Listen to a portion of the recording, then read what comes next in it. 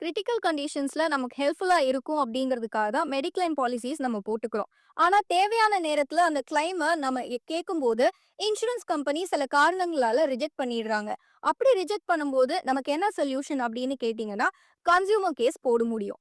இது சம்பந்தமா ஒரு கேஸ் பார்க்கலாம். 2014ல ஒரு லேடி அவங்களோட ஹெல்த் கண்டிஷனான டயபெட்டிஸ், ஹைப்பர்டென்ஷன் அண்ட் ஒபிசிட்டி இதுக்காக பேரியாட்ரிக் சர்ஜரி பண்றாங்க. அந்த சர்ஜரிக்கு அவங்களுக்கு 4 லட்சம் ரூபாய் செலவாகுது. நேஷனல் இன்சூரன்ஸ் கார்ப்பரேஷன் லிமிடெட் அப்படிங்கிற இந்த கம்பெனில அவங்க போட்டிருந்த மெடிக்ளைம் பாலிசி மூலமா இந்த அமௌண்ட்டை அவங்க கிளைம் பண்ணும்போது, அந்த இன்சூரன்ஸ் கம்பெனி காஸ்மெட்டிக் ரீசன்க்காக பண்ணக்கூடிய சர்ஜரி எல்லாம் எங்க பாலிசில இன்க்ளூட் ஆகாது அப்படின்னு கிளைம் அமௌண்ட்டை கொடுக்க முடியாதுன்னு ரிஜெக்ட் பண்ணிடுறாங்க. ஸோ அவங்க ஒரு கன்சியூமர் கேஸ் ஃபைல் பண்றாங்க. அதுல டிஸ்ட்ரிக்ட் கன்சியூமர் ரெட்ரஸல் கமிஷன் இந்த லேடிக்கு ஃபேவரபிளா கிளைம் அமௌண்ட்டையும் காம்பன்சேஷனையும் பிளஸ் லிட்டிகேஷன் காஸ்டையும் கிராண்ட் பண்ணாங்க.